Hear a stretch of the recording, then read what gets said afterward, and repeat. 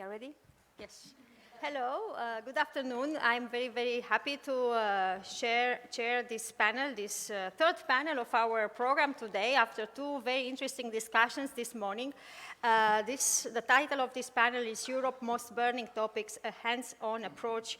And I'm very happy to be here with the members of the panel and the members of the project and the audience. My name is Ramona Coman. I'm a member of the OpenEUDebate project. I'm also professor of political science at Uni-versité Libre de Bruxelles, and I represent in this project the Institute for European Studies, Institut d'études européennes of the ULB in Brussels. So the topic is a very important one. It is a very important one not only for us as academics, political scientists, historians, lawyers, economists, but also for us as citizens. The topic is most burning topics, and I think this time the list is quite long. Now, we have this tradition in European studies to start talking about the integration process as a succession of crises. And crisis talk is part of the everyday life in the European Union. We have seen a lot of crises over the past years. We even try to conceptualize those crises as fast-burning crises, slow-burning crises, crises which happen quickly, other crises which take a long time, like, for example, environment, and other crises which are like external shocks or tornadoes. Many, many crises. I won't make here the list. The Eurozone crisis was very important for the European Union, the migration, and then the rule of law crisis. Brexit was also an important moment for the European Union. And now we have the war, Russia's war in Ukraine. So this is a lot for us, in particular as citizens. It is also for a lot to explain and to understand for us as academics. And I think it is quite a lot also for key political actors, both at the European, national, and I would even say international level. So this is an important moment. Different crises have also led to different responses. And I won't repeat what we said also for previous crises, that this is a key moment for the history of EU integration.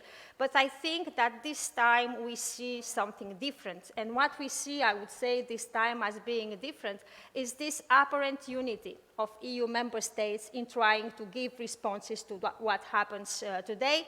We have seen since the 24th of February, EU member states trying to act together. It was not the case, I think, with the Eurozone crisis, when a couple of ideas had been put forward to change things, but mainly the economic and monetary union remains almost the same. It was not the case in the context of the migration, and still today we see Ukrainians welcomed in many member states. So different crises with different responses, and the war in Ukraine has changed completely the situation. What we see is, I would say, two different processes. On the one hand, the governments of member states are being forced to reconsider the nature of policy preferences and the interests they have, and to reach compromises which were very difficult to achieve in the past. And on the other hand, it is probably too soon to say that, but I would say that what is happening today has implications for all the policies of the European Union, both internal and external. I can talk more about that, because not only because this is what we do, but also because this is an important topic, but it is not me. It is not my job to discuss about all those things. I'm here to moderate the panel, and I'm very happy to introduce our speakers. So we have next to me Cobby from King's London College, whose research is focused on the analysis of the consequences of platform and digital economies on the global south. And he writes very, very often in The Guardian and El País and many other newspapers. Thank you very much for joining us in this project and for being with us in this panel. And then Ruxandra Ivan, who is an associate professor at the Faculty of Political Science, University of Bucharest. She received a PhD from the same university, the Université Libre de Bruxelles, with a PhD on Romanians foreign policy. And she's an associate member of the Centre d'études de la vie politique of the same university. She teaches international relations, European studies, and other topics here in Bucharest at the Faculty of Political Science. And Andrei Țărnea, who is a career diplomat who joined the Romanian Ministry of Foreign Affairs in 1998, who has an extensive professional experience here in Bucharest, but also in Brussels. In Brussels, I think you served as director of the Romanian Information Center and also counselor to the Romanian Embassy. And Andrei Țărnea is now Director General of Communication and Public Diplomacy in the Ministry of Foreign Affairs. I'm very happy to meet you and to see you again. So this being said, I have also to apologize because two of our panelists, Imon Nunan from the European Parliament Research Service and Theodor Lucian Moga from the University Alexandru Ioan Cuza in Iași could not be with us today, so we will be the four of us plus you, and your participation is very, very important. This is a debate, so what I would propose as moderator of this panel is that yes, this is the is that we will listen to the three presentations and then we engage the discussion with the audience. So, Roy, please, you have the floor for your talk on the economic situation in the European Union. Okay, thank you. I have to apologize because I have a PowerPoint, and I know they can be boring sometimes. And I also thank you for the invitation. I'm very happy to be here with these respected colleagues as well on the same panel. And I am looking forward to actually questions and doubts from the floor, because everything here in this presentation is going to be quite speculative, and it's something we should work on together. As you said as well, we're not just academics or aspiring academics or students, but we're also European citizens. And one of the things that is very crucial is that we are engaged as well in economic debates. I am not an economist by training. I'm just interested in these issues. And I think that every single European citizen should be concerned as well about all of these issues, especially today that we see it in every time we go to the supermarket. Right, so when we're buying food, etc., with the inflation crisis, we see how important all of this is for our daily lives. So I'm going to try, let's see, yes, it does work.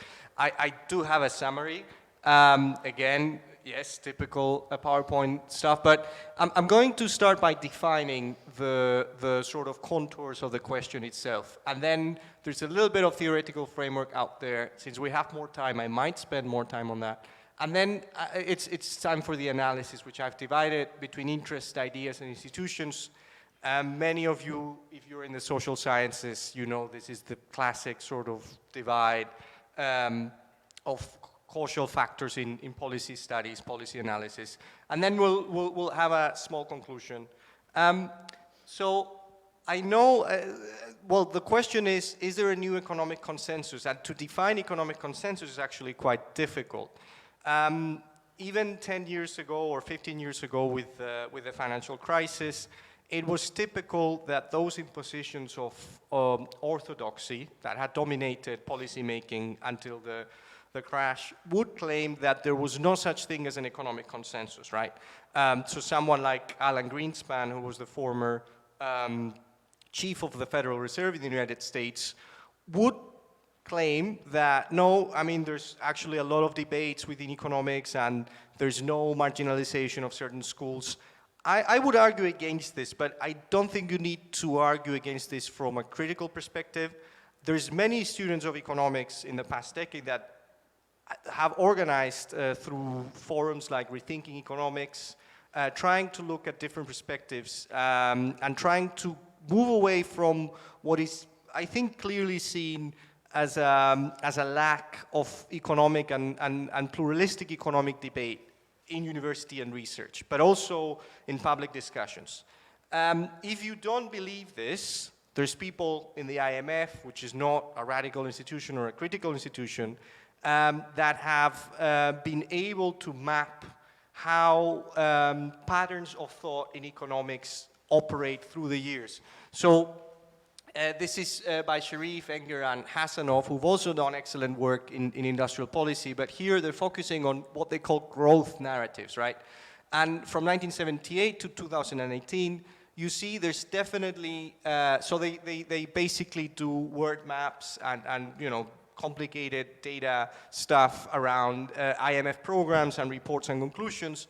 And what they come up with is the fact that, yes, there are different viewpoints in economics. What a surprise. So, yes, I mean, it's not true that there's just one way of seeing the world, but certain viewpoints do become more dominant over time. So, you can attribute partly responsibility to the fact that there's dominant ways of thinking economics. And here, for example, they map how the famous Washington Consensus, for example, which began in the 1980s to be taken seriously, which really emphasized you know, a move away from state-led economics. So it emphasized privatization and lowering taxes and etc., did have its heyday in the 90s, and of course that coincided with a very, very important fact, which is of course the fall of the Berlin Wall and the transformation of economics that was really, really successful here in Romania and other countries in Central and Eastern Europe, but which also had its consequences for economic thinking. So of course other ways of thinking about economics, what they call economic structure, fell out of favor. But what we call economic structure is thinking more about the dynamics, for example, of industrial policy, which is a topic I really care about, of you know, public institutions playing an active role in securing recoveries from crisis, etc., which really, really fell out of favor, especially around the last financial crisis. And now what these researchers claim is that what we have is a Washington constellation, right? So what this means is that we're in a process of change. We're in a constellation of different economic ideas, of countries that are improvising in different ways, and this is part of the topic today. This is another, and it's funny enough, you started talking about the different crises that Europe is confronting. This is by historian Adam Tooze, who's of course an excellent source for information in general, if you are on Twitter, but also for studying the development of crisis. And this is his last contribution to the debate, which is quite scary, but basically it's what he defines a polycrisis, right? Mm-hmm. So these are the different factors that Europe is confronting today, not just Europe, of course, the sort of the Western world as a whole. You can see there's different boxes that are more important than others. But then there's different factors that can contribute to each other. So of course, obviously, the war plays a very prominent role, but not just in terms of security, but also in terms of economic factors. We're talking about food prices, we're talking about energy, we're talking about the success or the future of Europe as a whole, right? And I think it's very important that we move beyond the idea, of course, of a COVID crisis. I think the concept of a polycrisis is a good way of defining it, right? So we're entering a new decade where really is not just about recovering from a pandemic, it's about dealing with all these different issues at the same time. Now, for the boring stuff, this is a theoretical framework. Many of you will be familiar with it if you're scholars of European studies. So of course you have Alan Taylor and also Mahjong, who have used this framework in quite a useful way, so with interest, ideas, and institutions. And what is meant by this, of course, starting with interests, is that we try to understand policy as basically the outcome of actors maximizing their utility in economic language, right? So doing what they think is best for them. And from a more orthodox perspective, this is usually from the school of rational choice. From a more critical perspective, this is from the school of political economy, which would see, of course, a division between whatever you want to call it, business and workers, or capital and labor, etc. But there's, of course, more prominence recently in the past 25 years for the role of ideas in economics. This was something that was recognized by Keynes anyway, but more and more studies, and people like Mark Blyth, for example, examining the story of the history of austerity, anthropologists like David Graeber on debt, look at the role of ideas. And from a more orthodox perspective, we can talk about epistemic communities, for example, Haas and Karl Deutsche, talking about the security paradigm in Europe. But then, of course, from a more critical perspective, you can also talk about this word that sounds a bit complicated, hegemony, whatever you want to pronounce it. But basically, we're talking about dominant discourses, right? Dominant ways of looking at the world. And finally, we have, and here I will betray, of course, some of my training. I did attend LSE for a while, and you know that varieties of capitalism was an approach that was developed there, but it comes from 1989, right? After 1989, the whole world sort of becomes aligned with market economics, but within market economics, there's very different ways of doing things across countries. And more recently, this is also called growth models. And you will, I apologize for my French, this of course follows from the Régulation school of looking at economics, but in essence, it's the same thing, right? It's the idea that institutions, different countries and different countries will have different institutions dealing with markets, right? Once that the whole world becomes involved in market economics, it doesn't mean that all countries look the same, but they have different institutions in terms of union density, in terms of coordinating finance, etc. Sorry, that is the more boring part. These are the proxies that I'm taking to analyze the three aspects. So I'm going to look at the stimulus between 2008, 2020. For epistemic communities, I'm looking at European Council declarations. And then I'm going to have a final discussion on institutions, whether there's more diversity or convergence. So let's look first at stimulus. And here I extracted this quote from Wolfgang Schäuble, and apologies for my German as well, who said this in 2010. And I think it basically summarizes a very widely held perspective in what was seen then as a crisis of confidence, right? So the idea in 2008, for the first time since the 1930s, an economic crisis, and this is quite unprecedented, was seen from the perspective of austerity, right? So instead of launching a stimulus, instead of thinking that, of course, it is the state that has to fulfill that role of recovering the economies, what we saw is the crisis being framed as a crisis of confidence for the markets. So it was states that had to cut down in their expenses, and that was very tough for many countries in the European periphery, including Spain, but also including Romania, of course.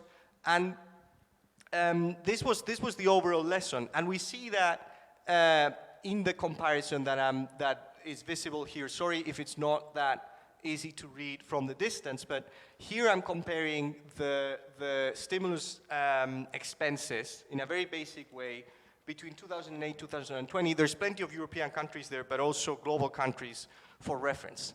And you can see here there is a massive difference between the way it was seen then. So the columns you have on the left, the two columns represent the stimulus as a percentage of GDP, but also the second column is stimulus as well that was directed exclusively at bailing out the banks, right? So at rescuing the financial sector. And you see in many cases, in some countries, for example, there was no stimulus at all, or it was negative. So for example, in Portugal, it was negative, Greece, Ireland. These were the first countries that were seen to have to go through this pathway of debt consolidation. And even in the UK, it was very minor. So it was 1.6% of GDP, the stimulus package, and almost 12% of GDP was actually spent on bailing out the banks, right? So you see the contrast there. Then we come to 2020. It says 2022 there because that's it's the IMF study that has conducted this. And what is interesting as well about the IMF study is the variety and amount of policies that countries have. So I think they account for at least 5,500 policies enacted between 2020 and 2021 across very different countries. And here it's actually the opposite. It's the advanced economies. So in the crisis in 2008, it's usually said that it was China sort of that bailed out the world, right? Because it was demand in China with the stimulus that started buying inputs from everywhere else. But now it is the advanced economies, and for the first time in history, as it was said in the previous discussion, in the keynote speech, the European Union itself enacting a stimulus, right? What it means there, above line, so AL above line is the direct stimulus that was actually it was actually spent. The second column below line is referring more to credit and other type of stimulus that is only active when, for instance, a company is actually requesting a loan so it is a possible stimulus that it wasn't always played out. It didn't always play out, but you can see the dramatic difference that I've tried to account for here. So, and it's interesting, and for those of you who are not familiar with the terminology, so varieties of capitalism, for example, looks at countries and divides usually countries in 3 categories, although this has become more complicated in recent years. But liberal market economies, so those with smaller welfare states and with fewer people in unions, etc., usually have more discretionary spending. Why is that? Well, the United States, as you might know, doesn't have the same type of welfare state that most European states have. So during the crisis, they had to spend a lot more. So the difference between the stimulus in 2008 and 2020 was larger than 15%, which is a huge increase. Then the second category, for example, we have the Mediterranean countries, and Greece and Italy. The difference is higher than 10%, which is also very substantial. And of course, they had a different situation, as we're going to see in the next section on ideas.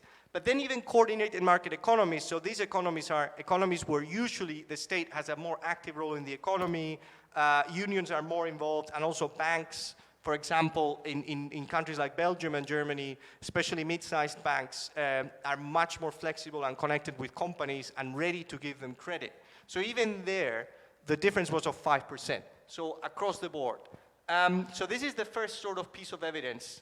And what is quite important is, of course, the EU commitment to a continental stimulus, which is quite important. And of course, the man in the picture there is Alexander Hamilton, which historically he was involved in turning the US into an actual federation, an economic federation. He started the first reforms for central banking, industrial policy, etc. Many people spoke of the European Union going through such a moment, but to see the scale, this is from the bulletin in January from the ECB, so it's equivalent to 6% of 2020 EU GDP, which is very substantial, and of course has to be added here. So of course, whatever you see there for those countries belonging to the European Union, already very dramatic stimulus, but you need to add the European Union Next Generation program, which is even higher. So despite criticisms from, or because precisely of those criticisms from the dealing with the previous crisis, the European Union responds very dramatically for the first time. And of course it is funded by joint EU debt, right? So that was also something that came up in the previous talk. Whether this is a Hamiltonian moment, I'll leave it for the conclusion, but it's definitely very, very important. The final comment I will make on targets and constituencies is that, of course, this is a stimulus that is wide-ranging, and the program for Next Generation is on digitalization and sustainability. It's not just to bail out the banks, right? It's a universal stimulus to recover the whole economy. Now, let's discuss ideas, right? So, again, we have, so I brought this graph next to this extract from, this is one of the conclusions from the European Council in 2009.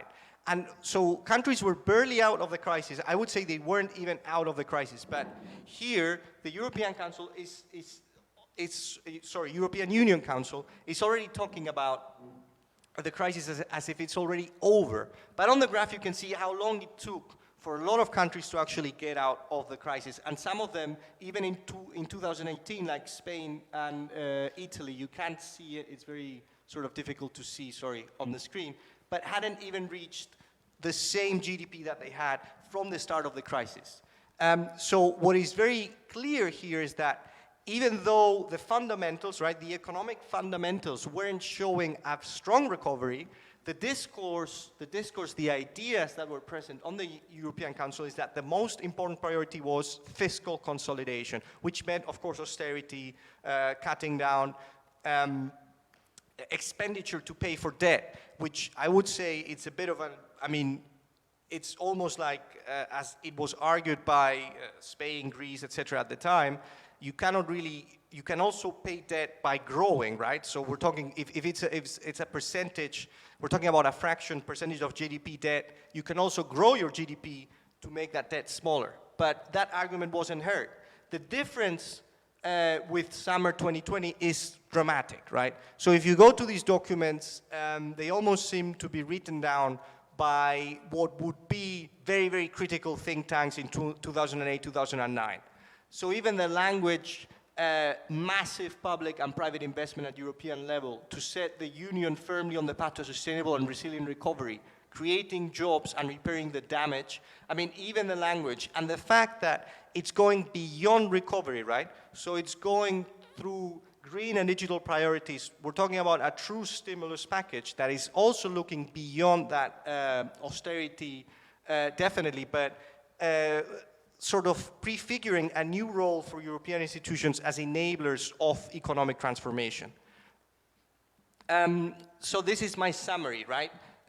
What I'm saying is that from expansionary austerity, which I will say it's never happened in reality, right? So this was an idea that was popularized by George Osborne in the UK as well, and by theoretically by Alesina, by an Italian economist, but it has never happened in history. So no country has come out of a recession by practicing austerity. But anyway, expansionary austerity to expansionary stimulus, as it should be, right? According to economics, not ideas. The stimulus between 2009, 2010, if you do go back to those European Council documents, you'll see that it's largely defined as a national thing. So every country has to take care of its own economy and also of its own debt, of course. And the only sort of common agreed idea is to save the euro as a whole for those countries who are in the eurozone. But in 2020, it is described as an unprecedented milestone. And I will not go more into detail because I think the previous talk has really emphasized that. I'm going to finish with institutions. Sorry if I'm taking too long. Are there varieties of COVID capitalism? So what we were seeing before clearly is that we do see this division, right? So there is a difference between those countries that do not have such great automatic stabilizers. Sorry. So we're talking about unemployment help, etc. There is a difference between those and other countries that have economic models where the state is a more present coordinator of economic activity.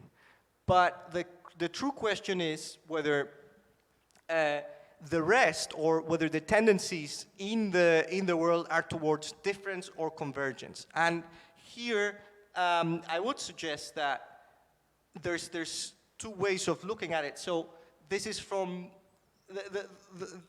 my question here, or my argument here, is that there's definitely convergence, but not in the sense that it's going into a particular direction. But as many economists have argued, all economic signals now are more cohesive, are more unified than ever. So when you have a moment like February 2021, where it's all about the stimulus, you do have that certain ambition, right? As shared. So here you see how different countries in different situations really push for an ambitious stimulus. Remember that on top of this, you have to add the European stimulus as well. And then, on the other hand, when we reach the current moment, as defined by Reuters there in June 2022, you see the resort to conventional ways of thinking, I would say, in a way, around inflation. So definitely more conventional than the wider conversation that we were having before on the stimulus. But basically, all central banks agreeing very quickly to raise those interest rates whenever you see that inflation, even though, of course, it's not clear yet whether you see the same, for instance, salary or the wage price spiral in the same countries. It's not clear whether all countries are exposed to the energy crisis in the same way. It's not clear, in essence, whether all countries have demand-driven inflation, which means, of course, that there's too much money pursuing too few goods. But you see the same degree of synchronization. So what I would say is that for those who really argued that the financial crisis was not, it might have been a turning point in terms of economic consequences for peripheral countries, but it didn't mean that there was more divergence in economic policy. Actually, the opposite. Now we see more convergence. And we will see it in expansionary moments like that one on the left, and in sort of more contractionary moments that we might see in the future. So I'm taking this from Gabor, who I believe she's a Romanian economist, so a little bit of representation here. But basically, what is very interesting about her position is that it's global, right? So she's not taking particularly a European view here, But you might see, if we go back to the initial conceptualization of the Washington Consensus that was reigning during the 1980s, is that we might be turning towards a Wall Street consensus worldwide. And what this means, according to her, is that, yes, there is a more active role for the state in the economy, but the role that is reserved for the state is not the classic idea of what happened in Western Europe after the Second World War, but it's more about providing insurance for private investment to really lead the way. So it's more for de-risking new asset classes. So of course, you might have seen the discussion on ESGs, on environmental and social governance standards in finance, which was very interesting regarding the Ukraine crisis, of course, because you had people making the argument that investments in weaponry should be classified as ethical investments. That is a debate for the audience, I guess. But the fact is that more and more we see a sort of issue here where the state is not in the driving seat as it was maybe in the 1960s. The state is also not taking a step back as maybe it was around 2008, but the state is more working with the private sector and securing its investments in climate, in digital sustainability, etc. This might be the perspective on the future, but the point that we're trying to make here is that you'll see that certain points remain the same. So the first one, fiscal discipline and central bank independence. And that is one key point that I wanted to make as well, because even though the European Central Bank has acted quite better than in the last crisis, because it had done its homework, it knew what it had to do, which is, of course, flood the system with money. At the same time, there hasn't been any fundamental changes, of course, to the ECB sort of operating principles. So we still see what, for me, is a contingent moment. So if anything has changed, it might be in the interests that governments are appealing to. So we see a more active role for the state in terms of universally recovering from crisis. It might be that certain ideas are coming back. That's why I call it revolving ideas. So it might be that, yes, it's a bit more positive, especially if we think about research and development and industrial policy. It's a bit more positive, the vision on the state this time. But institutions have remained stable. So there hasn't been any substantial changes to how the European Central Bank operates. There haven't been any accepting, of course, that shared European debt and the next generation plan, which we might see if they last after this inflationary moment. Except for that, things are very much path dependent. So this is my conclusion here. So we are at a very interesting moment where I think European citizens and academics and basically anyone who has a stake here, which is basically everyone living in the European continent, should have a rethink and should have in mind what happened 10 years ago regarding, of course, the previous crisis, but also should look forward and open up these debates also on economic matters, because I think they're very important. And I would say there's still an open window for redefining many things. And personally, of course, I am an advocate of, for instance, an active industrial policy that we can talk more about later during the debate. But the fact is that these conversations need to be had. And yeah, so this is my conclusion. If you have any questions, of course, feel free to reach out to me. And then I do spend some time, maybe too much time on social media, but you can look me up as well. Yeah. Well, thank you. I can tell you that I will follow you on Twitter, because this is a fascinating topic and a very, very interesting and promising piece of research, if this is your intention to publish it. So this is a fascinating topic.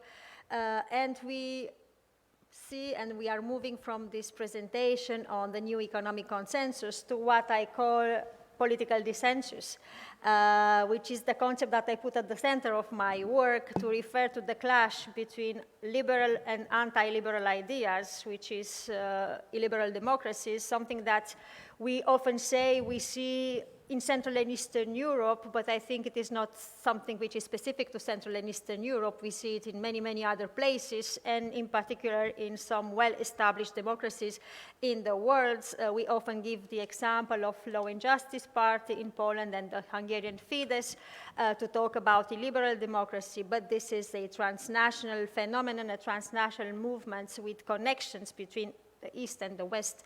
So it's not only an East and West divide, I would say. It is something which is more complex and more complicated than that. But to address this topic of illiberal tendencies in Central and Eastern Europe and Russia's aggression, I will give the floor to Ruxandra Ivan. Please, Professor Ivan. Thank you very much.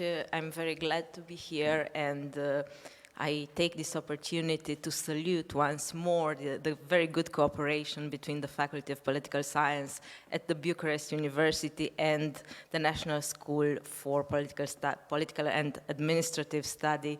And thank you, Miruna, for this excellent cooperation among our institutions. You're there, I can't see very well. I was asked to talk about illiberal tendencies in Central and Eastern Europe and Russia's aggression, but instead, I will begin by talking a little bit about the United States. And I will try to show that this is precisely very relevant in the context of this discussion about illiberal tendencies and illiberalism and deviations from democracy and the rule of law. I think we are all aware of a very important event that took place last week in the United States, where the Supreme Court has reversed a judgment dating from 1973 about abortion.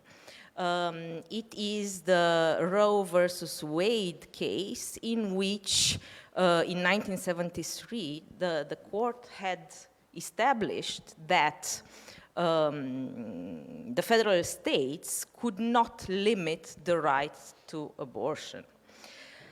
Last week, this was reversed in the sense that the federal court allowed federal states to, the Supreme Court allowed federal states to impose their own laws concerning that. And I was wondering why we rather call what happens in Hungary and Poland illiberalism, and why we don't attach the same label to this very preoccupying tendency that exists also here in, we see in the United States. And actually the argument that I will try to make today is that first, that this concept, this notion of illiberal tendencies or illiberal democracies, illiberalism as such, this notion is actually quite fuzzy. And we should not allow the conceptual fuzziness of this notion to prevent us to identify similarities between certain political tendencies that exist in Central and Eastern Europe, but also in the United States and also in Russia. Why not? Because there as well, I think we can find maybe not concerning abortion, but other type of ethno-nationalism, which is very similar to what characterizes illiberalism. So the argument is that we have to deal with a global turn, not only a regional turn that would be specific to Central and Eastern Europe and would make us historically feel bad once more. First I will talk a little bit about the fact that there are many debates around the definition of the term illiberalism, and then I will try to make an attempt to clarifying its content. And then I will try to point out to some similarities with other movements or cases which are not labeled as illiberal. I will also make an attempt to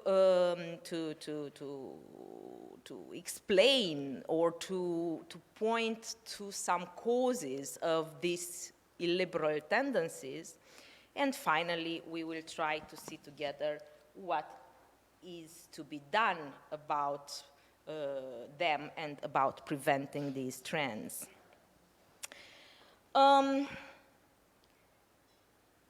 There is rather a conceptual fog around the notion of illiberalism, and I think that we more or less take for granted the frame that has been set by Viktor Orban himself in his 2014 Băile Tușnad discourse, in which he used the term illiberal democracies in order to argue for a new type of, he actually assumed, he proudly assumed this notion in order to criticize the liberal regimes. And according to Viktor Orban, liberalism is characterized by individual selfishness, by ruthless cosmopolitanism, and by a society that is multicultural and atomized,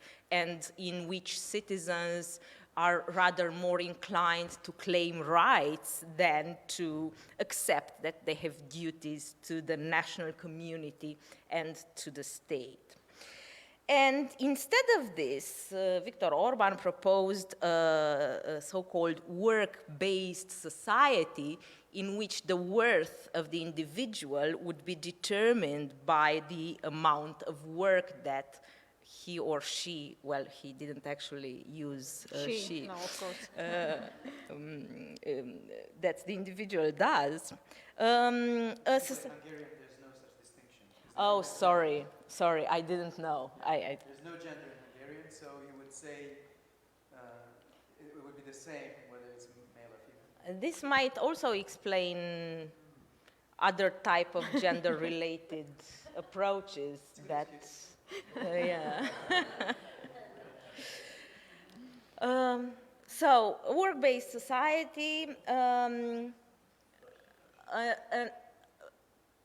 electoral system and a system of decision-making that should be based on majoritarianism and on strong conservative values. And one might be tempted to ask, what's the problem with these values? What's the problem with the work-based society, with majoritarianism? Isn't it normal to have decisions made by a majority in a democracy? So at first glance, it almost seems acceptable, but well, it is not. Because on the one hand, concerning the critique of liberalism, this perspective puts community before the individual. And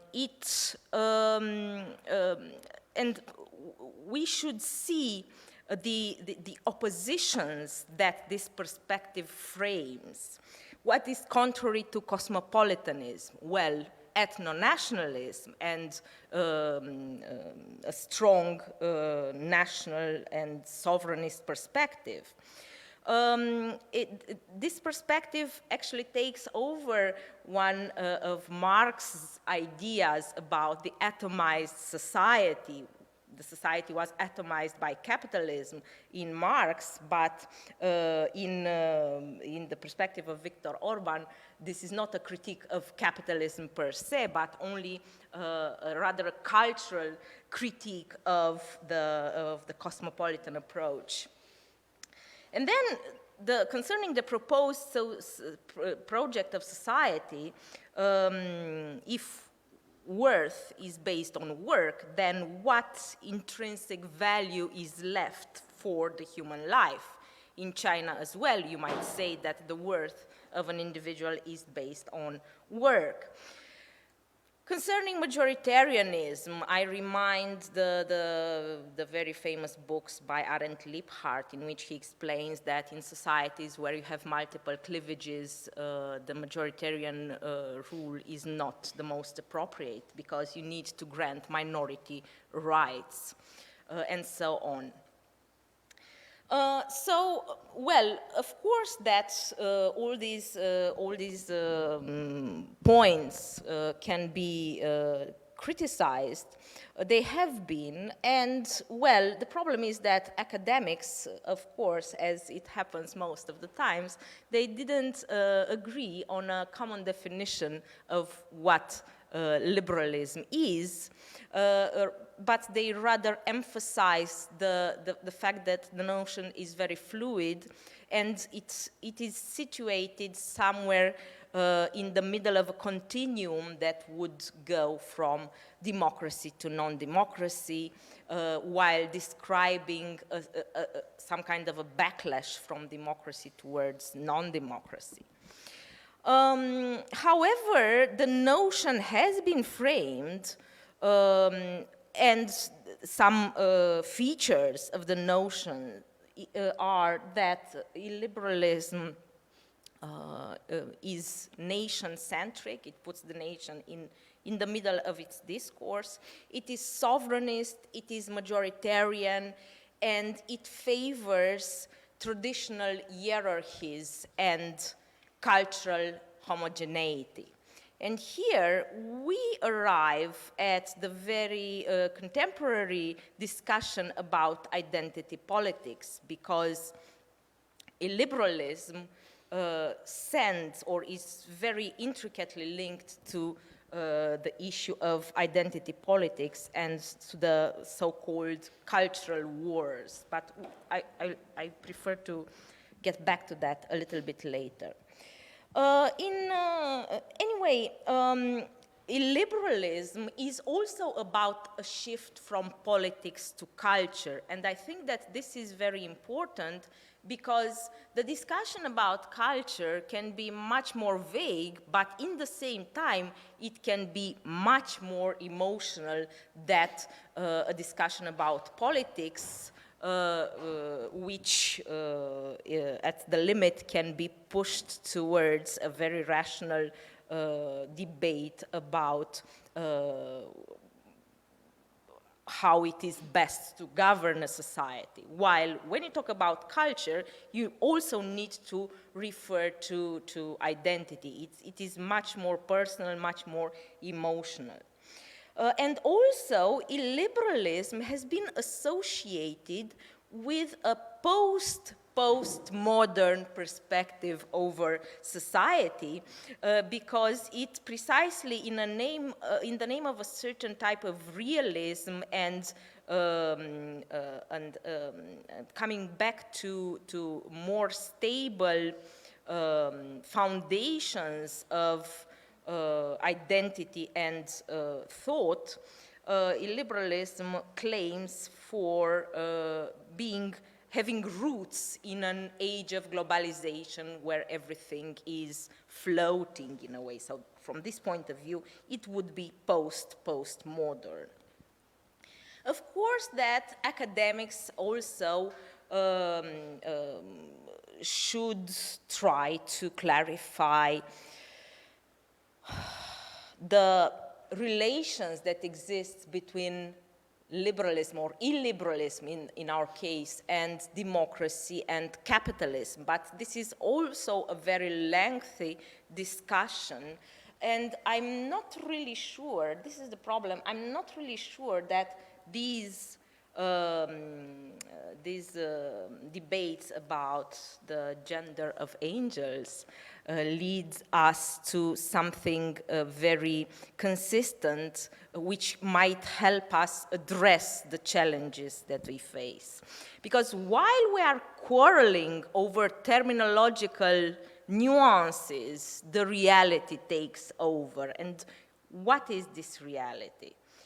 The reality is first that what we frame as illiberalism is not necessarily specific to Central and Eastern Europe, but it's rather a global trend, although it can take different names. For example, in Russia, we have the concept of sovereign democracy, which is also based on the idea that, on a cultural idea, I would say, that there is a specific Russian identity and a specific type of Russian thought and mentality that conceptualizes democracy and economy in very different ways with respect to the West.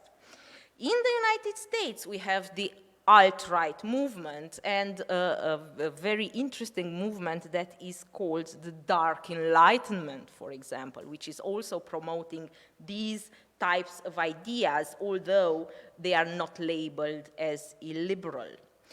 And of course, the anti-gender campaigns are also part of the same movement. And there are research, there is a great deal of research also in Romania, which has proven that the anti-gender campaigns in Hungary, in Poland, also in Romania, they are sponsored by American religious groups, which are, in a way, have transnational ties and transnational financing.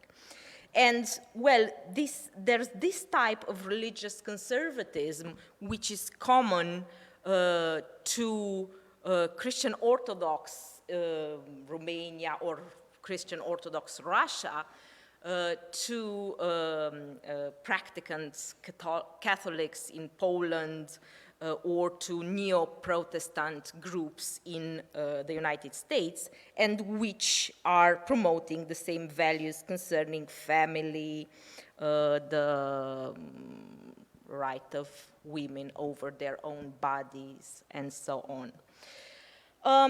And finally, I don't think it is useful to use the word illiberalism only when we're talking about established regimes, such as the one in Hungary or the one in Poland. We should rather be aware for early warning signs of the type that we have in Romania, where we have a party called AUR, the Alliance for the Unity of the Romanians, whose values, most important values, are family, la patrie, the country, the motherland, yes, thank you, faith and liberty, and AUR is now the third party. In the autumn, it was the second party in the opinion polls with around 20–22% of the voting intentions. They held, this February, they held a conference called the Bucharest Sovereignist Forum, in which they argued for the supremacy of national constitutions over the Brussels bureaucracy. And of course, they emphasized the national values and traditions. And, well, before the conclusions, maybe I should finally address also the topic that has been requested, which is illiberalism in Central and Eastern Europe and the Russian aggression, because I actually think that the Russian aggression has an effect on how decision makers in Europe perceive this issue of illiberalism, because the Russian aggression has actually overturned the order of priorities on the European Union agenda. And in a way, I fear that the issue of the rule of law becomes secondary with respect to what I could call geopolitical conformity. And this geopolitical correctness, and I fear that these might become the main criterion for assessing a political regime. And I think that this is already quite visible in Poland, where the issue of the rule of law has no longer been raised since Poland is this the state that helps the war effort of Ukraine and opposes Russia. But I also fear that this is not necessarily the right course of action, because in a way,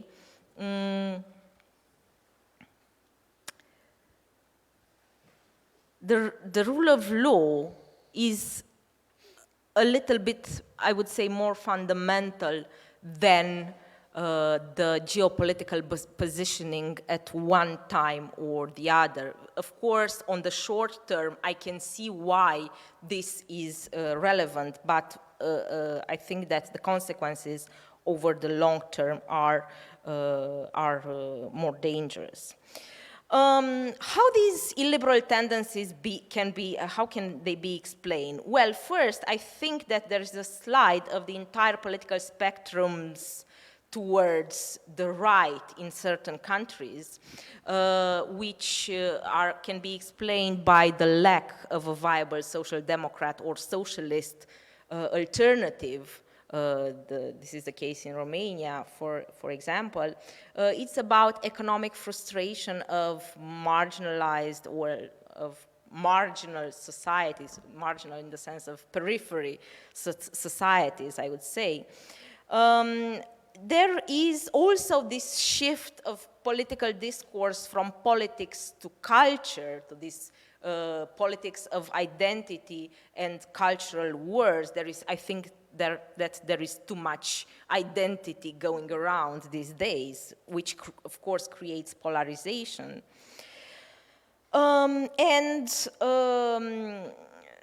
If we think about ways in which we could prevent this to gain even more ground in the future, I think that we should avoid the conceptualization of illiberalism only in relations to the political regime, but because when illiberalism reaches the political regime, it is already too late, as the case in Hungary or Poland. We should resist short-term solutions which would place the geopolitical correctness above fundamental values. And we should also resist a certain type of hierarchy of values in which certain rights could be restrained, for example, the rights of the same-sex couples. Some people say, well, it's for the nation state to decide whether this fits the local traditions or not. There's recently, I've heard a lot of arguments going in this sense that states, it's similar to what happened in the United States with the Supreme Court. The states should be able to make their own policies concerning the family, and they should preserve the very fundamental values such as, for example, the independence of the judiciary. But I think that it is all linked. If you give up on certain rights, you will end up by making more and more concessions. I will stop here because I think I've already spoken a lot. Thank you very much, and I hope we might discuss that during the debate section. We probably can discuss more. Thank you. Thank you very much for trying to shed light on the concept. It is very, very important for all of us in this room, and also for giving us so many examples. And I would like to have some time also for the questions and for the discussion. So without further ado, I will give now the floor to Andrei Țărnea to talk about 50 years of Romania's EU membership and the way forward. But I suppose many other topics will be addressed. Please. Thank you, Ramona. Just a quick question. How long do I have? So I would say 15 minutes. So my role is to, yes, 15 minutes. So I do what I usually do. I'm a very undisciplined, sorry? I'm a very undisciplined diplomat. So I'm going to ditch. 15 minutes and you will see me making some. Good. No, but I'm going to ditch the formal speech that I was. I will play the role of the professor. Excellent. Partly because I'm too tempted by the previous speakers to not stick to my prepared notes. Partly because I think this is a format for a debate. And I think what's been said already in this panel in the prior discussions is worthwhile. And I'm not sure that a formal intervention would help that. But also because by training, I've studied also political science, and this is just too juicy not to go into that direction. And I'm also a contrarian, so a tendency that I'm going to try to control as much as possible for the sake of a pluralist conversation. But again, it's just too juicy not to do so. And I'm going to start with what Ruxandra, colleague, have just said. I agree with everything she said. The problem is that this is not new. Democracy has been established as a competition between identity policies and institutions, between culture and regulatory forms, between providing various public goods since the inception. And this competition between identity politics and values, not that identity is in itself based on a certain set of values, has been with us ever since. I'm often giving my students, regardless whether it's political science or IR, a text that dates over 2,000 years, and it's the second funeral ratio to 300 BC. And it's a moment, a watershed moment in Athenian democracy. You have Pericles giving his famous speech at the reburial of Athenian soldiers fighting in a war against, fighting for democracy, if you want, against a power, a geopolitical force threatening the pillars of civilizations in Europe. And if you read that speech and take out the elements that grounded geographically in the Peloponnese and in Greek islands, and you give it to students and ask them who gave this speech. And I usually received answers like, depending on the era, Barack Obama or Bush or Angela Merkel quite often, and so on and so forth. And no wonder, because it's as valid today as it was 2,300 years ago. Now, the problem with the text is that it's often given as an example of populist politics. It doesn't stand for liberal democracy as we define it today. Of course, the concept comes much later than original Athenian democracy, though liberals often refer to the classical model.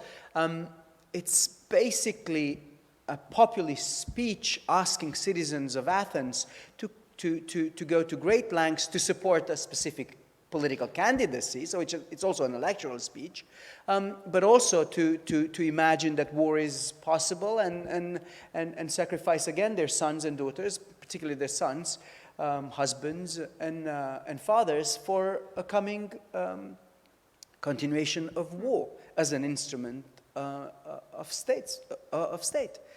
And in that context, this time as a diplomat, I see why you shudder when you see democracy, identity, liberalism contrasted with populism, because the two are inseparable. When you talk about democracy, the two are not separate parts. They're literally the same coin. It's just a different angle that is proposed. Now, when you talk about ideology and its use by political parties, then or by governments, then it becomes a whole different species. And yes, it is what makes the definition between the sort of democracy that we live in. And indeed, the European project, and hence I come closer to the significance of these 15 years of Romania belonging to the European Union, is not just a democratic construction, is a liberal democratic concept. It doesn't come void of values. It comes with a set of values that are imbued in the thinking of the Enlightenment, of a certain view of the individual and of communities, but particular of the individual and its fundamental rights as being central to the act of politics and governance. So inseparable for two other things. And we always forget that indeed Europe, and I know this was mentioned here prior, but I always like to remember people, that is a project of peace. A project of peace not coming out of thin air, but a project of peace that comes at the end of 2 world wars within 2 generations, within 1 generation, in fact, and the Holocaust. A devastating war that has killed anything in between 40 and 60 million people, depending on how you count, and when you start and when it ends. That's also a question rather for historians. But a devastating conflagration. And in that context, Europe is a project based on values built to resist the inevitability of war. Inevitability when it comes to tensions inside societies and in between societies. And in that sense, today, Romania commemorates or marks a tragic event in its own history, the beginning of Iași pogroms that led to thousands of deaths, and are an indelible part of our modern history, one that is steeped in illiberal democracy, or illiberal ideas, whether it's a democracy or not. Identity politics taken to the extreme. Fascism, in the Romanian version, the legionary ideology, but yes, indeed, fascism and Nazism. Ideas that are a continuum of that fabulous democratic speech of Pericles 2,300 years ago. Fascism is not just in opposition with democracy, is also something that happens in a democracy, because you need something else in most fascist regime, legitimacy. Power through the people and from the people that is designed to replace the electoral model that balances these tendencies in most functional democracies. So the fact that you remove political competition, and usually through a coup d'etat, in almost all fascist and Nazi regimes, you had some form of coup d'etat. Now, of course, it's a historical debate whether Hitler was elected or not, but it's irrelevant to this, this discussion. In most cases, was a mix of power, interests, and a form of coup d'etat. The reason I'm saying this is that, as Ruxandra said earlier, there's nothing more vulnerable than liberal democracy. We look at the European Union, and then Roy's presentation comes into place. You know, everything he said is also the thin veneer of the vulnerability of the trust that our citizens put in governments, or political parties, or you name it, in a democracy. Because the failure of whatever economic model or narrative you use to underpin political and economic decision-making in the European Union or the member states will result in support or withdrawal of support for political decision-makers, and create space for identity politics to replace what the governments or political parties or political leaders don't deliver. And the tendency there is, well, I can't deliver economic growth or stability or combat inflation. I'm going to deliver identity. And what you raised about American or German or Romanian or Italian or French democratic models is always embedded there.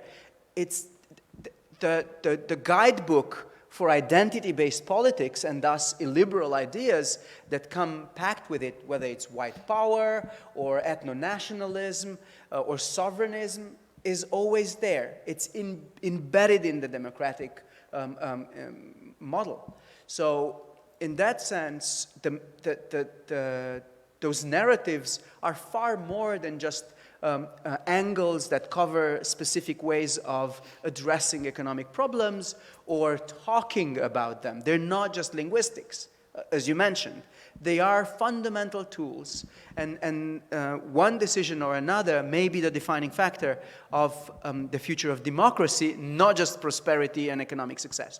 So I'll come back to yet another element, and then maybe say a few things about 15 years of Romania in the European Union. 2013, December, I was in Kiev I was there again in January 2014, all throughout the Maidan. And the one thing that was prevalent there was that, despite of voices that criticized it as a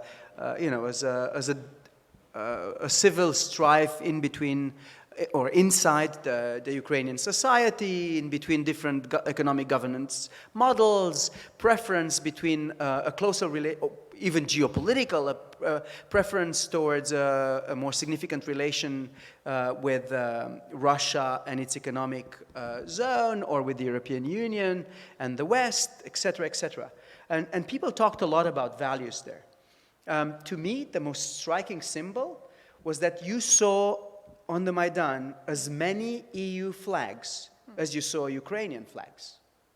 And I had conversation with Russian-speaking students from Kharkov that were protesting against the Yanukovych government in the name of those European values. These weren't people that were against their own linguistic or cultural identity. People from Odessa or Kharkiv or so on. We have this cliché identity about a clear cleavage, a clear fracture in the Ukrainian society in between Russian speaker and Ukrainian speakers, or Russian identity, Ukrainian identity, which only serves to feed a certain narrative about what's at stake there. But in fact, what's at stake there is liberal democracy. A society based on individual choices, on actual sovereignty, where citizens are allowed to make their choices, and a model of democracy that is not purely majoritarian, where minorities, political, ideological, gender, you name it, do have a say, even if they don't command a plurality or a majority that is able to set the political agenda. And that's what 15 years of belonging to the European Union give to Romanians, and that's what Ukrainians today are fighting and dying for. The ability to be free in your own country, to be free to express your fundamental human rights, to actually be able to decide together with your fellow citizens what's the future of your country, what alliances or partnership you enter into, and the whole idea of managed sovereignty, regardless whether it comes from Central European politicians or from Moscow, is a very specific form of illiberal. And I wouldn't call the term democracy, because in some of these cases, what we've seen is a full-fledged authoritarian process that has gone way beyond what we normally define as fully functional democratic institutions. And recent European decisions regarding, for example, state media in Russia only undermine that. When you turn everything in a society, the media, etc., into a propaganda instrument of the state. We've seen that prior in totalitarian regimes, whether in Soviet Union or in fascist and Nazi regimes, where the identity and you've talked about the importance of the people as defined by the ideology of the government, of the authority.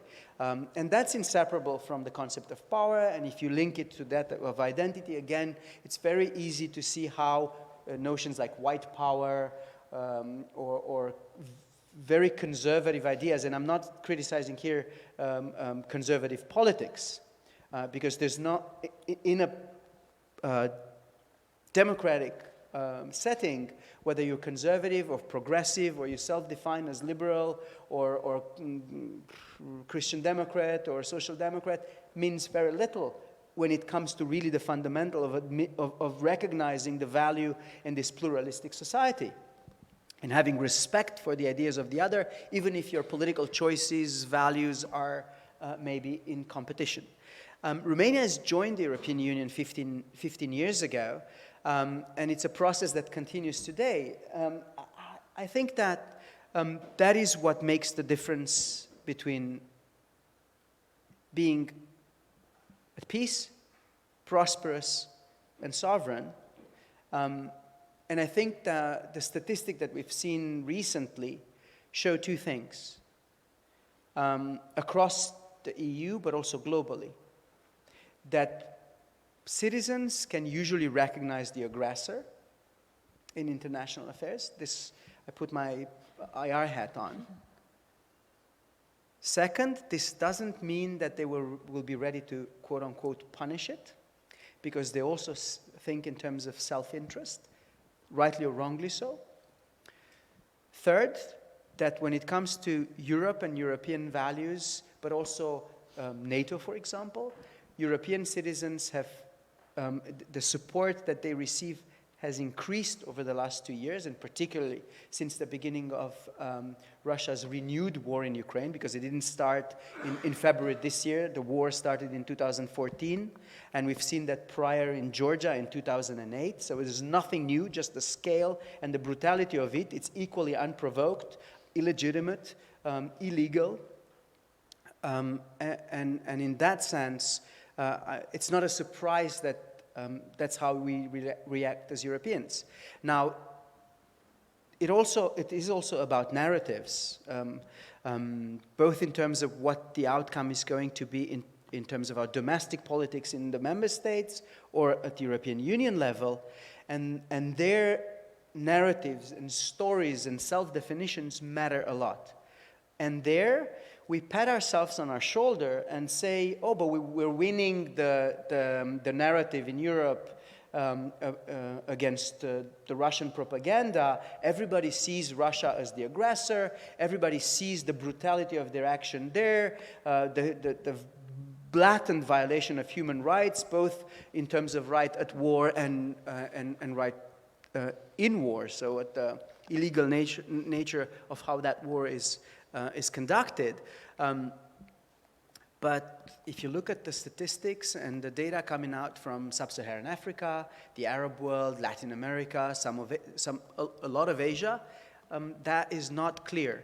And also, if you look at the nitty-gritty in our own societies, we try to look at the aggregate figures, but I'm not sure that we're winning that narrative. Partly because the liberal tendencies that Ruxandra was talking about earlier, Ruxandra was talking earlier, and the reality of the distance between policy making in the economic realm and reaction of the prior economic crisis, or rather you should start in the 90s, the way we looked at those that weren't winning the transition process in Central and Eastern Europe, the millions that were left behind during the transition from the communist regime to capitalist democratic societies, then how we treated the economic crisis in the late 2000s and their long tail.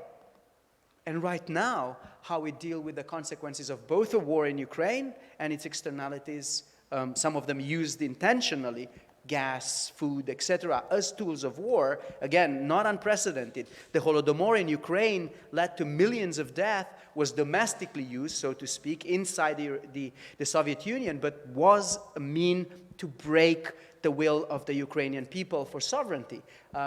Again, including social democrats and socialists in Ukraine, there were some of the leading progressive elements in the Soviet Union that were victims of the first pogroms. Now, I know I've mixed a lot of things. I mainly throw them out because I hope we're going to get some debate here.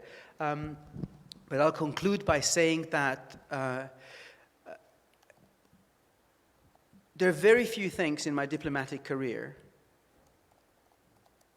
that I'm more proud of as having been able to contribute the little that I did as a junior diplomat and then on to our belonging to the European Union and NATO.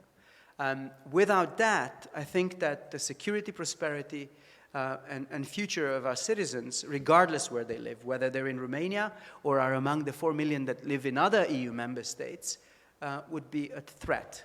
And I think that's what's at stake here, and I think that's what we have to look in that found in translation tagline that you've mentioned, that yes, regardless of our ideologies and even our deep divides in Romania or in Europe, we have more things in common and more things to lose outside the European Union than inside this space of liberal democracy. And I'll stop right here. Thank you.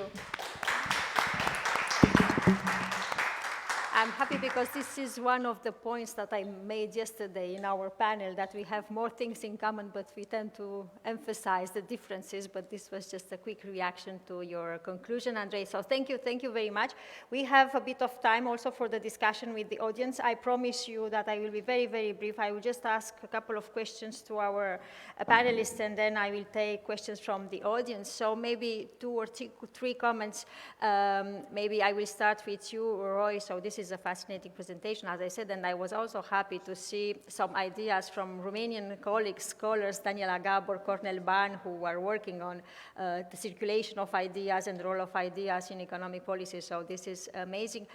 1 or 2 questions. I was a bit surprised. So maybe you can explain us a bit the difference the difference between structural reforms and the Washington constellation, because this is something clearly I see the difference between Washington constellation and Washington consensus, and it was also very nice explained by Daniela Gabor. But I'm not sure I see the difference between the Washington constellation and structural reform. So this is a question.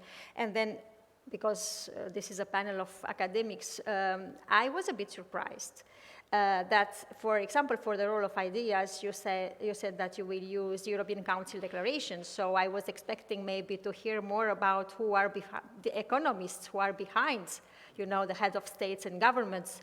You mentioned Schäuble, and we know that, for example, in the Eurozone crisis, German economists played a key role in dialogue with Angela Merkel, and it was a very important moment. And also we know who is behind Emmanuel Macron and who is advising Emmanuel Macron in economic policy. So I was I'm challenging you a bit to tell us a bit about the role of economists and who are the conseillers du prince. How do you translate this in English? Conseillers du prince, advisors. Yes. Exactly. So thank you. So this is maybe just for you, and then a short comment, Andrei and Ruxandra. Well, I think we all agree, and I really liked also your presentations. I think we also agree, and I hear in your presentations that we are not so comfortable with this idea of illiberal democracy, because there is a lot of discussion also in the literature, and I'm on these sides of the literature, that the 2 words are not really compatible, illiberal democracy. And this is an attempt which was made to consider illiberal democracy as another type of democracy. But we also have plenty of books saying that those 2 words are a bit in contradiction, and I'm on this side of the discussion. A general question for you, because there is the theoretical debate, which is very, very important, but I think we have to discuss also about something more concrete, which is what are the implications for the European Union.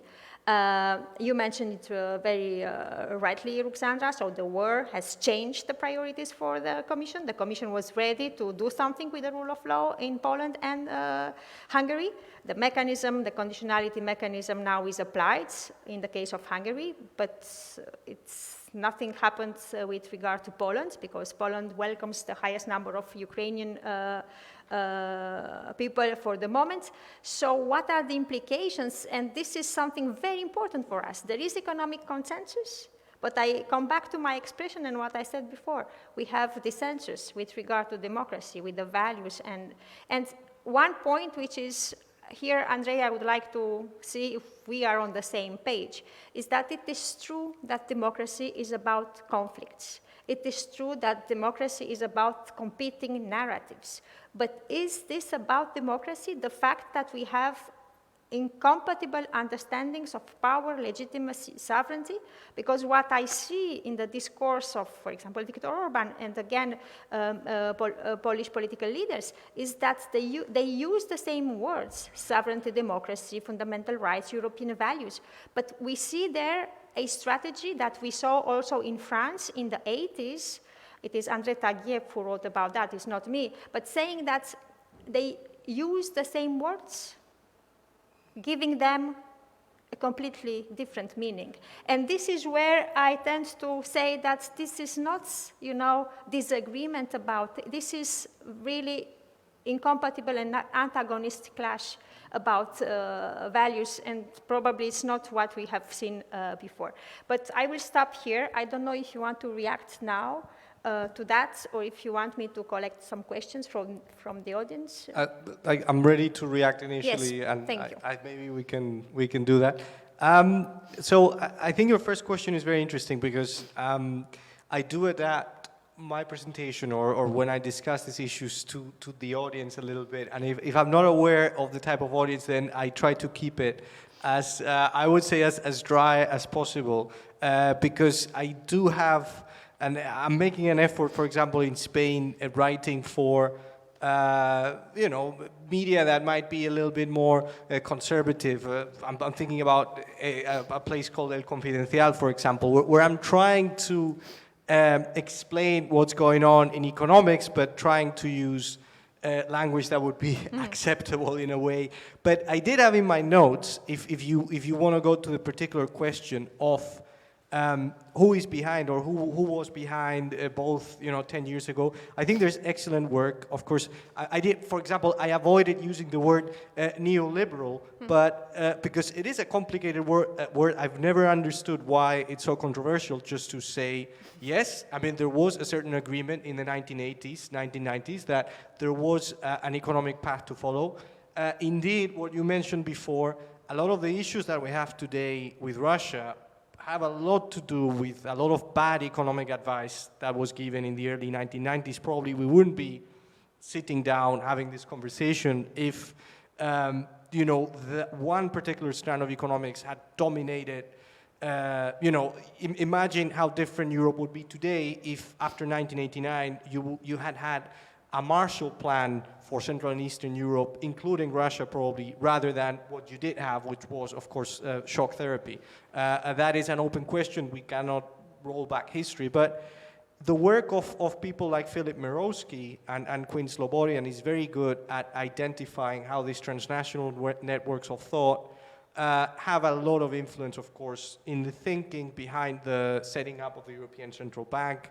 German ordoliberalism is very important, and this is not such a radical position as what is typically portrayed as, which is, oh yeah, the state has no role to play in the economy, etc. But it has very, very, let's say the attitude is even more important than the content, in the sense that it has a very formal perspective on what an economy looks like, what a successful economy looks like. It's all about the rules, right?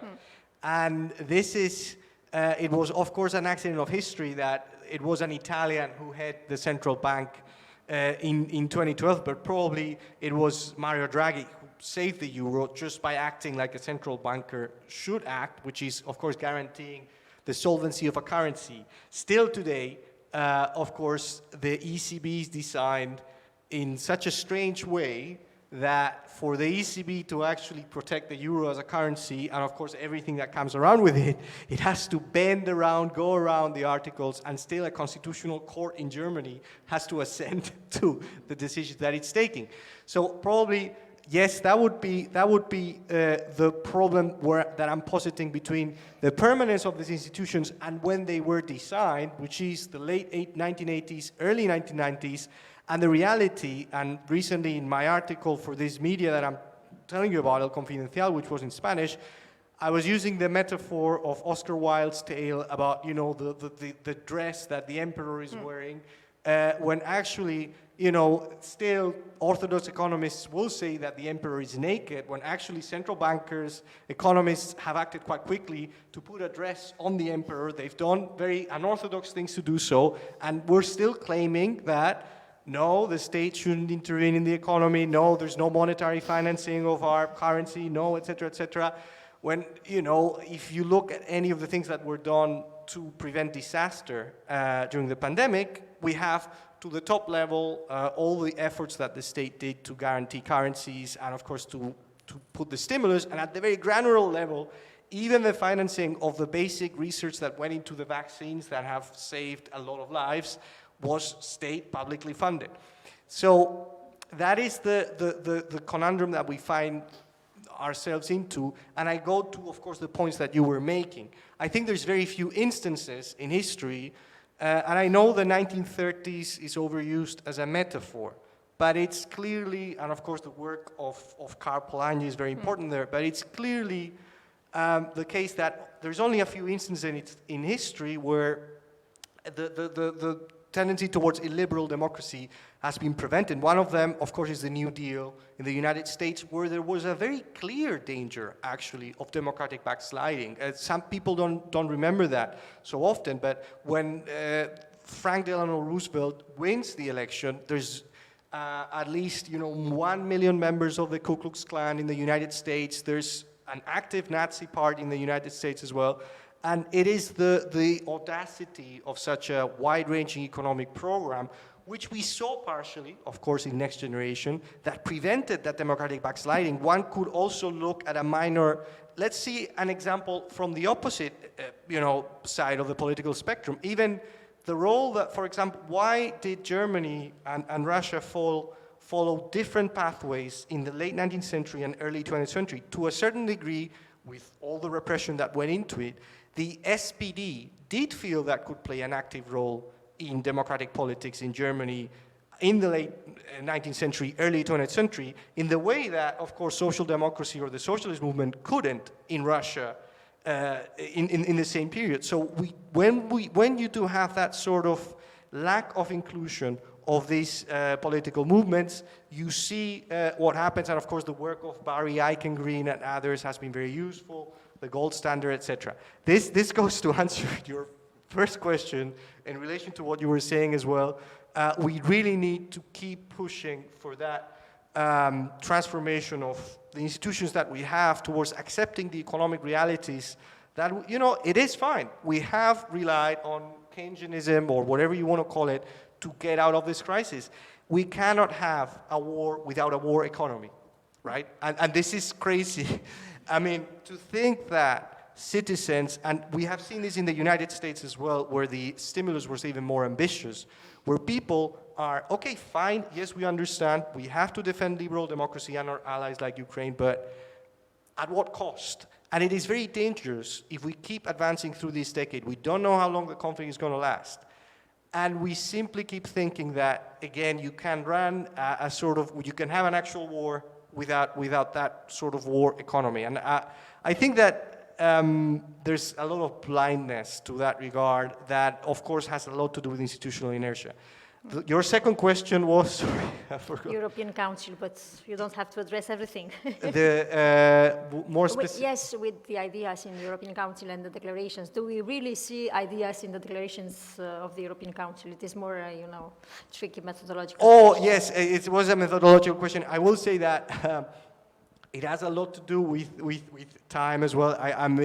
But the fact that I chose that is because I do see a very dramatic example there of, again, the importance of informality.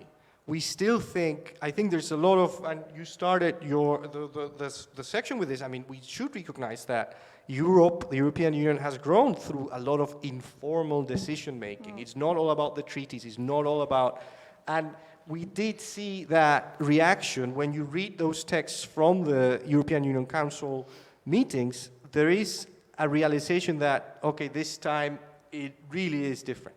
That's the reason why I chose it. There's other more, I think there's a lot of work that has to be done, and this, of course, I leave to you guys as well to discuss, on the particularities of each European country and how different electoral coalitions have framed these stimulus programs. But what is important, and what I think is very worrying, is that every sort of change in thought that was, I think, unleashed by the crisis, every idea of solidarity, every idea of, okay, maybe we do need a different approach, might get lost by the fact that, of course, we're entering an inflationary period, and again, and going back to which economists are in charge, again, we are reading this inflationary period as, we're in the 1970s, and, yes, we need to provoke a recession to sort of avoid this, when actually we're not in the 1970s.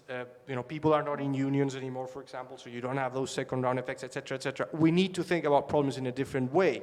And we cannot escape the reality that, yes, we are in a conflict, so let's try to, looking at that crazy diagram from Adam Tooze, but let's try to look at it and try to unpack it and be a bit more creative about the economic tools that we have so we can address the political and identity politics, identity conflicts that we do have, and the threat of democratic backsliding, which is clear and present and ever advancing.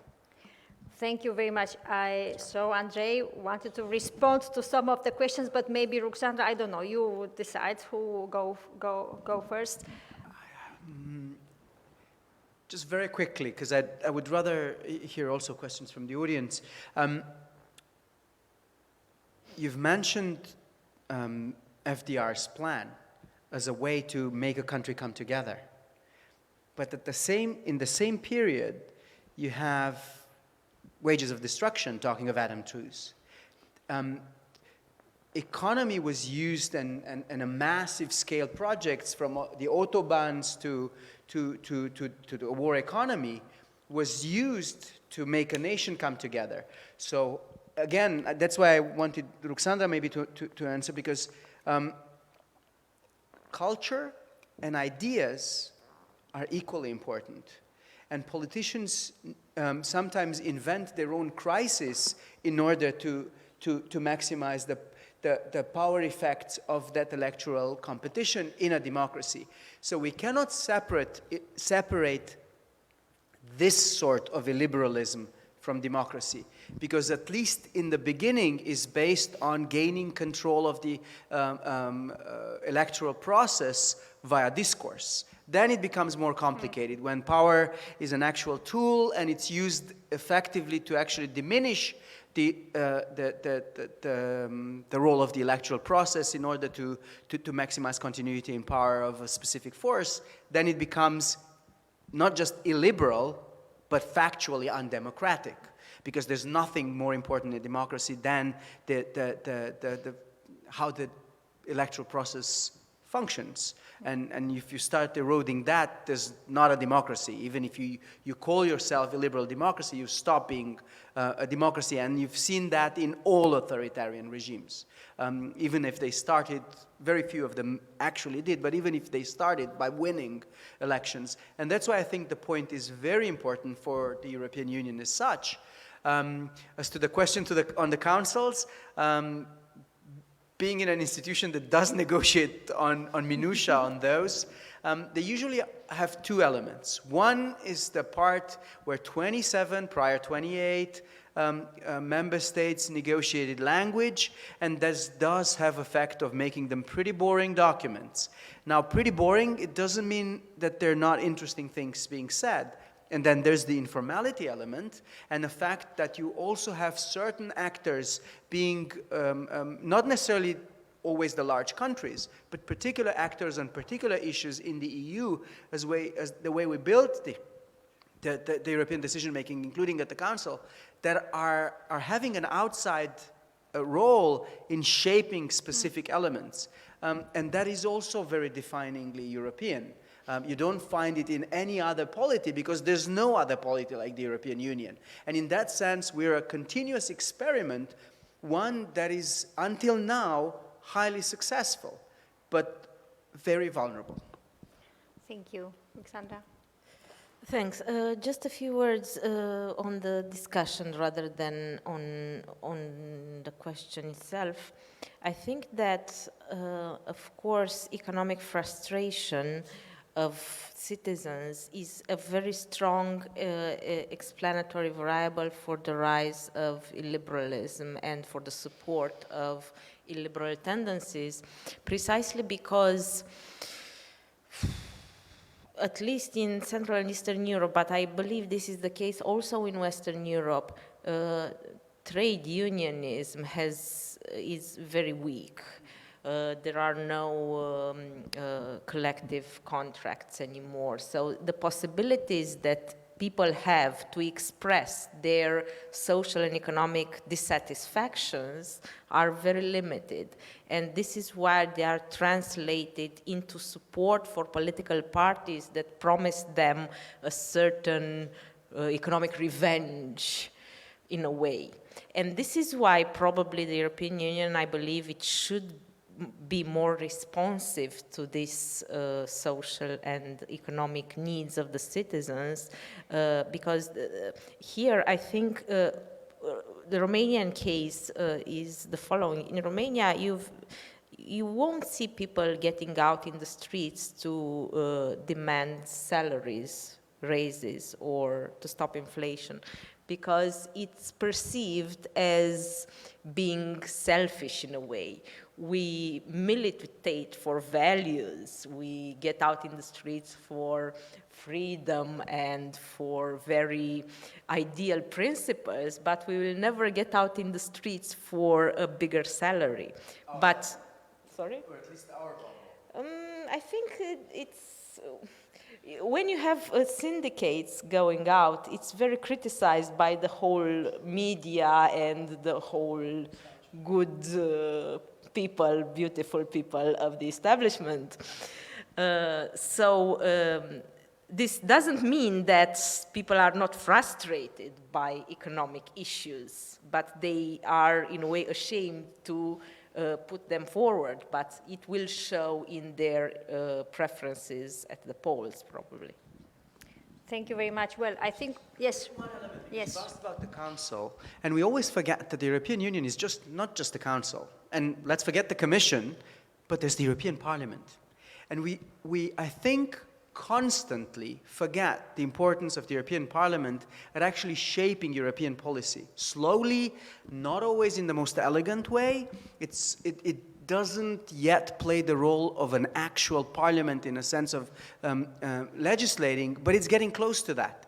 And it does have an effect of shaping, even if indirectly, European, the emergence of a European narrative space in terms of ideological or ideas and ideologies. And I think we should give it more credit when it comes to addressing some of the externalities of economic policies, of European agenda setting in either economic or political. The distinction there is, of course, inexistent. Well, but I'm happy that you are saying that, because indeed the role of the European Parliament is amazing, and because I'm reading debates, I don't know how many people in the room are reading debates in the European Parliament, but this is a job, this is my job, so this is what I do, right? So this is an important role, and we see in the Parliament a fights and interesting ideas, but what is the role of the European Parliament in the EU decision-making? Because we talked a lot about informality, we talked a lot about the European Council and the Council, but I think we are a majority in EU studies today to say that decisions are shaped by the European Council to a large extent, and which means that the European Council from time to time instructs the Commission and the European Parliament. So I totally agree with you, but maybe this is also the moment to say that the parliaments and the European Parliament should be heard by the member states, if possible, and the European Council in particular. But this was just a reaction to what you said. I fully agree, but in terms of institutional power, I'm afraid the role of the European Parliament is not so important. But this said, I think you have also questions. I don't see you very well, but I hear some voices, so don't hesitate to ask the floor and ask questions or maybe comments on the three presentations or on something else, because as you... There is, yes, so Luis Buza from the Universidad Autónoma from Madrid, who is also coordinator or one of the coordinators of our project with Elena Garcia-Guistian. So Luis, please. Thanks a lot, Ramona, and thanks to the three speakers. I think it's been a fascinating discussion. I had prepared questions for everyone, thinking that maybe, because we have two speakers short, I thought maybe we had to extend the discussion, but hopefully... we have 10 minutes. That was a lot to say. So I'm just going to launch one, because I have two questions for Roy, and actually you asked the first one, Ramona, and I think this is also related to research you did, right, on the role of the economic advisors for the European Union and the role of think tanks in Brussels. So I'll leave that aside, and maybe we can discuss later on. But my question for Roy would be, because you have mentioned the potential of the next generation EU, like a bit of the exception, right? And I think your presentation was very Gramscian in the sense that the old world is not dead yet, and the new one is not there yet, and this is when we have monsters, and well, maybe this also helps to understand what is going on in Ukraine. Now, the question is, the Next Generation EU package is highlighting digitalization and green transition, and I think this will be easy to you, but I'll launch it.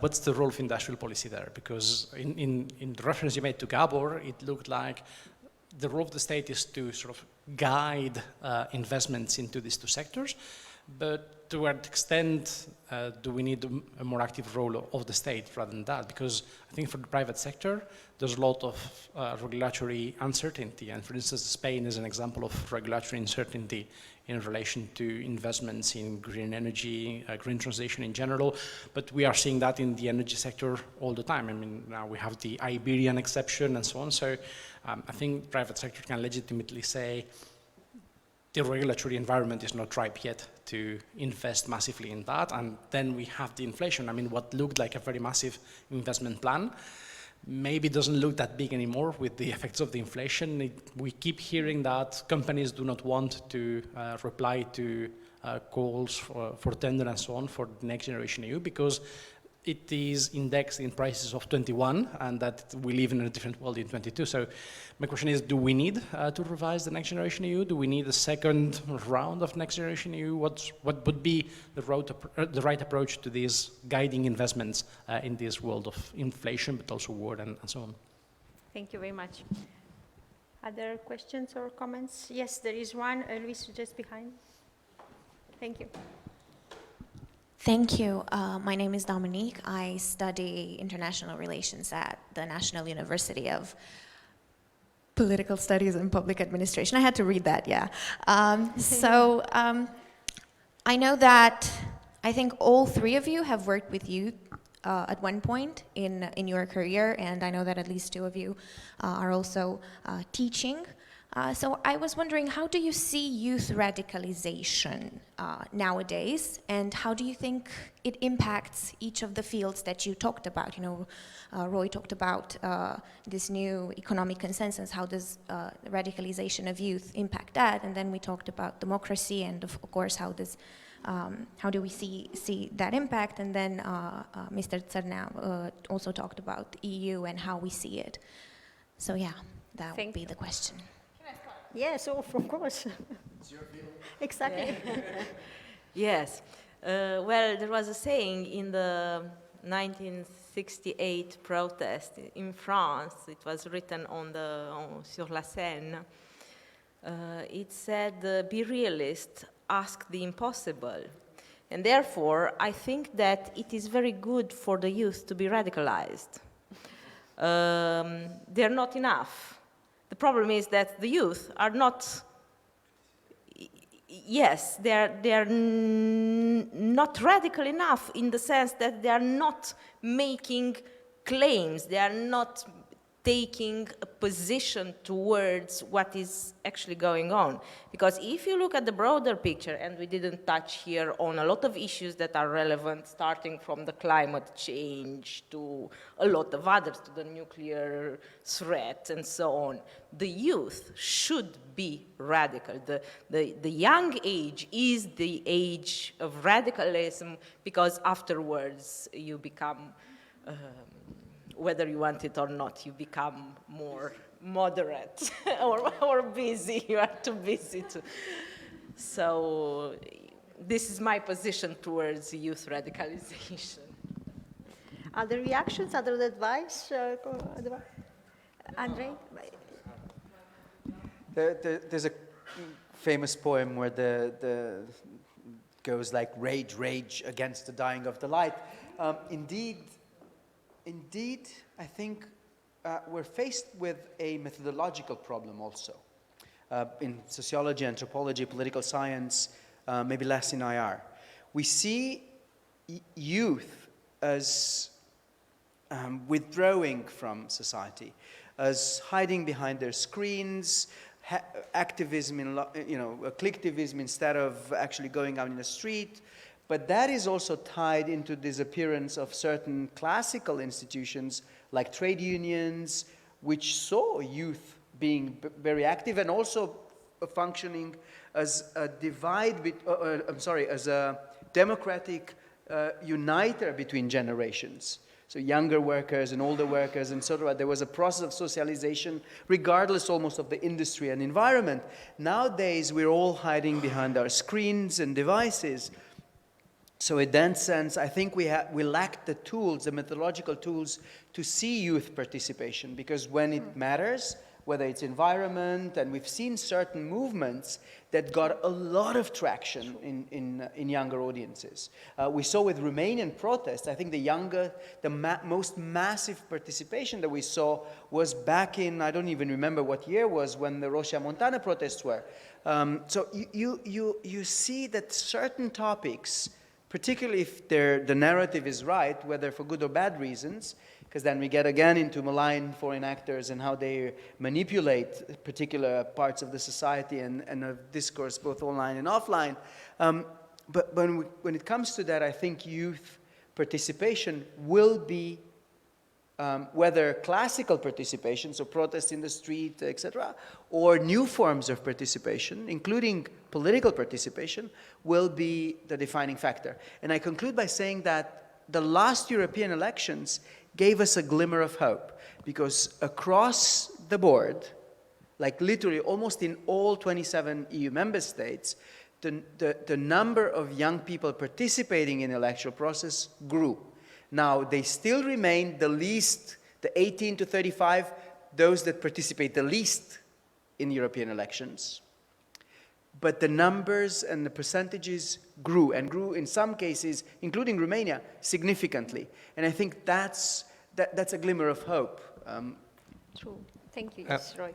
Yeah, I want to address it from a different perspective, but because I'm very exposed to the Anglo-Saxon world, because I'm based in London, and I see two things there. So in both the UK and the United States, you did see a very politicized youth, but both in the case of the Democratic Party and the Labour Party, with many young people who were excited by very old candidates, in this case both Corbyn and Sanders, you saw party establishments that actually, were collaborating together to undermine those campaigns. You saw a youth that was actually involved, very energized. There's a very good book by a British sociologist, Kieran Milburn, who calls it Generation Left, right? Because in the Anglo-Saxon world, which is very similar to continental Europe as well in that regard, you see that lack of access to housing, lack of access to proper jobs, etc. All of those problems, which have a very clear line as well across age as well as class. So a lot of these younger voters were actually very motivated, but they saw a political class, but also a media class, and this is where I put on my other hat, where I'm actually in the Department of Digital Humanities in King's. You saw a media class that, against all narratives that of course speak of online radicalization, and there is an important element there, there's an even greater role for just mainstream normal radicalization. What about Fox News? What about, well, Rupert Murdoch's whole empire, the Sun in the UK, a lot of other traditional media in Europe as well that have actually played a very active role in promoting certain very, very illiberal agendas, making them mainstream for older people, for people who are older than 45, where you see especially male audiences as well. And I'm not talking about stereotypes. This is reflected on the statistics, also in terms of voting for extreme right parties in Europe. So I think here we've seen, yes, we're all attached to our screens, quite certainly, but also because we have a regulatory state that should have intervened as it has done previously in history in terms of competition, in terms of regulating access to information. That should be a guaranteed right that is clearly being undermined. When you have companies which are not even based in the European continent, of course I'm talking about Facebook, Twitter, etc., which are not even paying proper tax, and which are constantly trying to undermine, in a way, this sort of liberal way of life. But you see as well sort of a certain lack of inaction, which of course has changed. We have the DSA and the DCA, and we do see more aggressiveness. That's the consequence that you have in terms of youth. I think young people are very engaged, of course, in the environmental movement, also in the anti-racist movement, but that is not sort of reflected, I think, by party leaderships. There's talks of gerontocracy in the United States. If you think about a figure very respected, of course, but someone like Nancy Pelosi, for example, who's leading the main sort of legislative chamber in the United States, I mean, you know, for a younger person to see that, and I'm not being ageist here, I'm just being realistic about the surveys and the sort of information that we see. On your other question, the question, sorry, yes, on industrial policy. I think that's my other hat as well. I think that's a very important topic, and one important point, of course, I am currently working on a project analyzing or trying to propose a new agenda for Spanish industrial policy in Spain with a think tank over there. But one of the things that I do see about the plans that come from the European Union, a lot of it is not, I mean, yes, sustainability, yes, digitalization, but what kind of sustainability, what kind of digitalization? Because again, if you just think about making companies digital, okay, let's put all companies on websites. Okay, but where are the bottlenecks? Who are the intermediaries here? Is it just North American companies that are going to get all the commissions? What is the role for, you know, European industry? If you compare it with, of course, one extreme, you have Chinese 5-year plans, very defined, very ambitious. But then you do have more minor examples, even within Europe. Germany itself, of course, had its energy plan.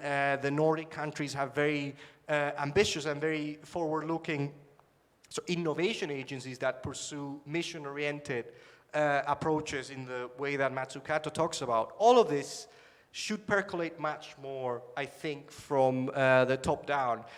So, of course, there is an opportunity for Europe through Next Generation, and this is my final point. Next Generation Europe should not be, as we saw here, should not be a temporary relief after a crisis. There should be a permanent European industrial policy that is actively shaping and co-creating with the private sector, precisely because of what you said, because we talk about the climate crisis. I mean, it is my personal opinion that austerity 10 years ago was probably the biggest shot in the foot for, you know, climate action in history, most likely, because it limited investment for so long. You did have stimulus programs and very interesting things going on around Europe. Okay, now we have another opportunity. Without that, it is impossible for the private sector, and this is not something that radical Marxists or social democrats are saying in the sense of all market failure, etc. The private sector itself, as Gabor has reflected in her work, is saying, please, we need the help of the public sector. We need 1 trillion, 2 trillion a year. If politicians don't rise to that occasion, of course, you know, young people represented by, you know, Greta Thunberg or any other figures that you can think of will still feel disappointed by the political class if we don't really have that ambition that should be expected. Thank you very much. I think our time for this panel is up. It remains me, on behalf of all of us here, members of the OpenEUDebate project, to thank Roy, Cobby, Ruxandra Ivan, and Turner for this fascinating discussion. It has been for me an intellectual pleasure to listen to your presentation, to the dialogue and the exchange of ideas between the members of the panel. Thank you very much also to you for attending this session. I think Miruna instructed me to inform you that there is a networking session, 1 hour, which means that we will have more time to exchange and dialogue on the topics of this panel and maybe many others which were not addressed because of the limits and the time limits that we have. So thank you very much again to all of you. And join me also in thanking Ramona for great moderation and substantial comments too. Thank you. Thank you to you.